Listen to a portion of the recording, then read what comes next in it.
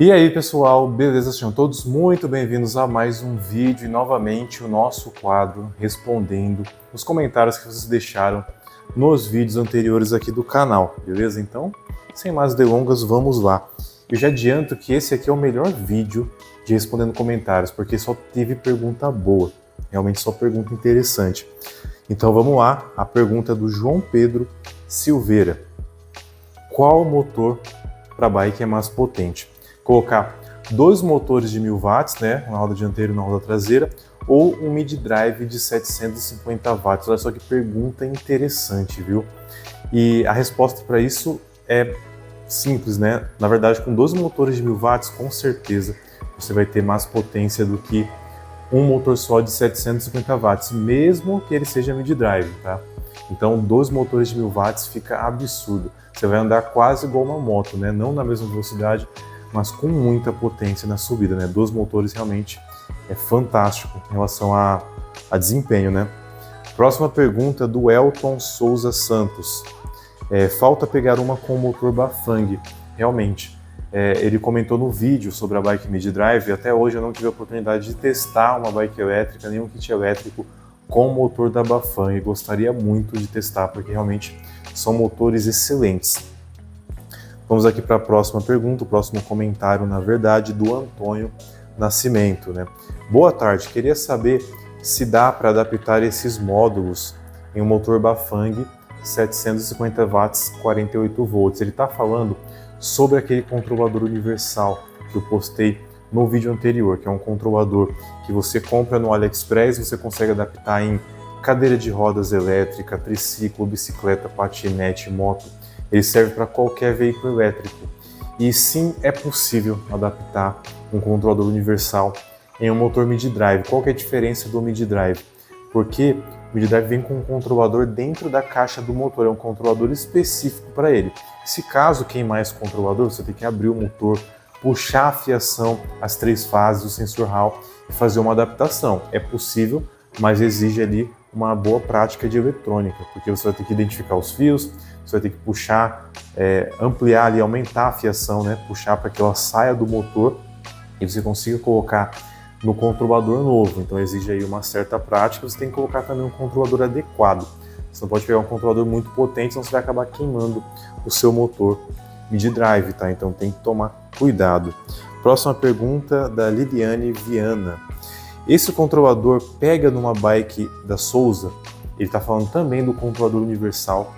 Aquele lá é 30 amperes, tá? É um controlador bem potente, controlador para praticamente 1000 watts de motor. A Souza Bike ela é aproximadamente 500 watts de potência, ela não é 350, tá? Ela é 500 watts. Ela marca 350, mas ela tem mais potência.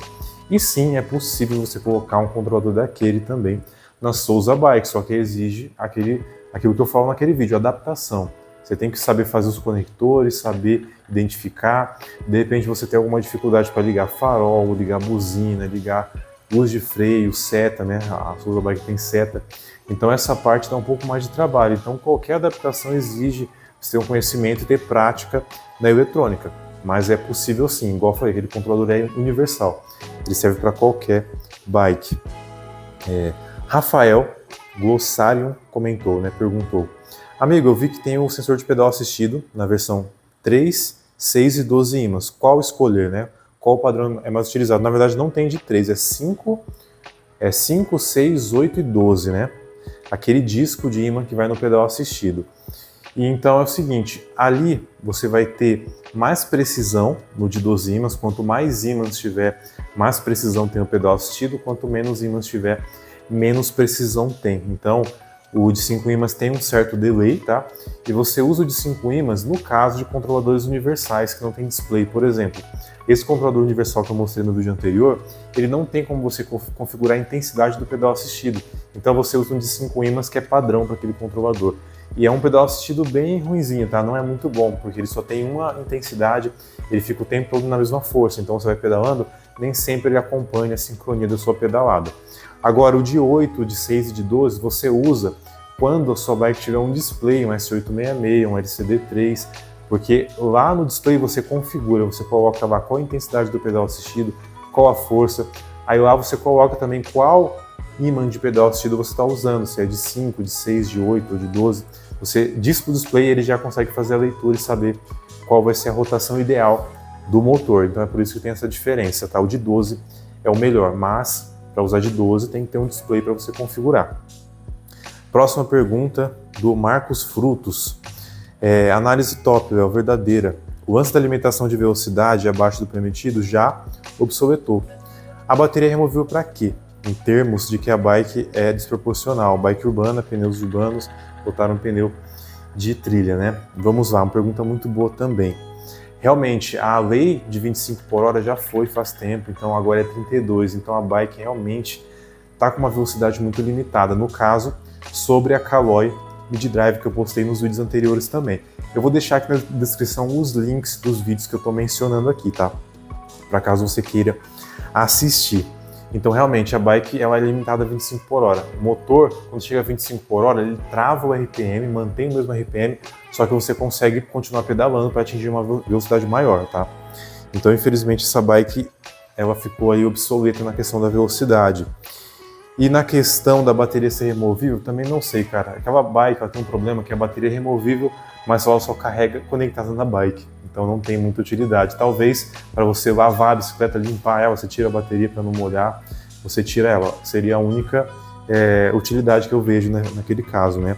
Se você não está entendendo muito bem, recomendo que você assista o vídeo que eu explico melhor lá, tá? E nova pergunta aqui do Jorge 2.0. Uma bicicleta elétrica mid-drive é mais potente que um motor de cubo traseiro de 350 watts também? Sim, ela é mais potente. Na verdade, ela tem a mesma potência. Só que aonde que a gente ganha mais desempenho? Na relação. Porque como ela é mid-drive, você consegue trocar as marchas. Ou seja, igual quando você está pedalando com a bicicleta. Quando você põe na marcha leve, fica mais fácil de você subir a ladeira. Se você tentar subir uma ladeira com a marcha pesada, você não sobe. Então, é isso que ajuda o motor. Então, na realidade, é a mesma potência, é a mesma coisa, só que quando você joga na marcha leve, a bike melhora o desempenho. É por isso que ela acaba sendo mais forte. Vamos aqui para a próxima pergunta, do Emanuel Souza. É possível utilizar o pedal assistido sem display, sem acelerador? Não gosto muito de fios. Estou montando um kit igual da bike do seu pai, 800 watts. Cara, dá sim para usar. Inclusive, os controladores universais que tem por aí, eles têm entrada para pedal assistido sim, além do acelerador. Só que é um pedal assistido que não tem muita regulagem. Você vai simplesmente pedalar, a bike vai acionar, vai seguindo ali mais ou menos o ritmo da sua pedalada, só que não é muito sincronizado. Ele não tem uma precisão muito grande, já que você não consegue mudar a intensidade do pedal assistido, ele fica sempre na mesma força. Dá para usar sim, você pode comprar um controlador que tem entrada do pedal assistido, instalar, na hora que você pedalar vai acionar certinho, do mesmo jeito. A diferença é que você não consegue configurar ele. Próximo comentário do Josué Assunção, ainda sobre a bicicleta mid-drive, né, a Caloi. Quando atinge o limite de velocidade e o motor desliga, tem arrasto, fica mais pesada do que uma bike comum? Tem essa particularidade na minha hoje 8.0 com o limite de 25 por hora. Na verdade, não é uma pergunta, ele está afirmando. Realmente, pessoal, quando a bike tem um limite de velocidade, o que acontece? Você está pedalando, enquanto ela não chegou a 25 por hora, está super leve, o motor está ajudando, você está pedalando também, a bike tem um desempenho ótimo. Quando chega nos 25 por hora, o que acontece?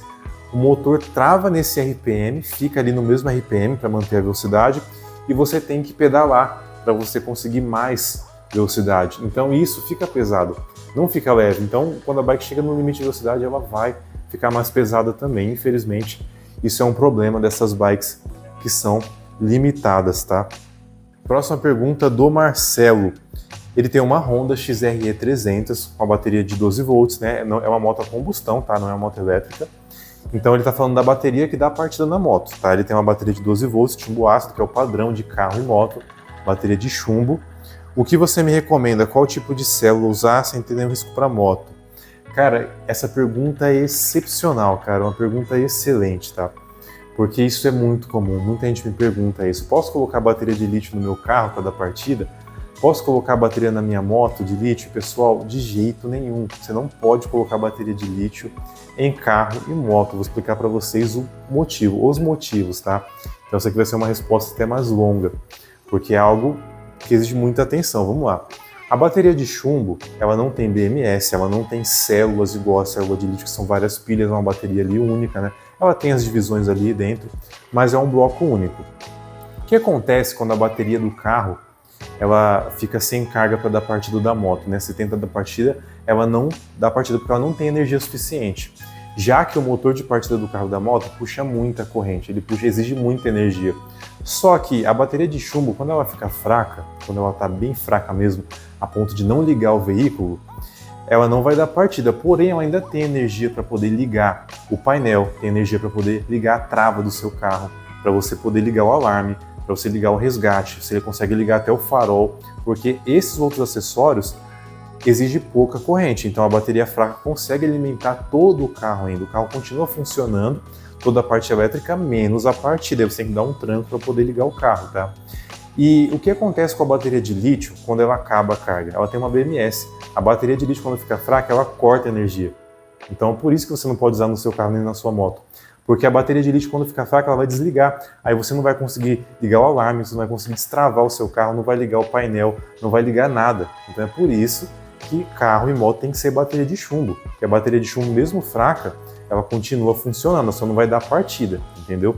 E outro problema gravíssimo, né? A bateria de lítio não suporta alta temperatura.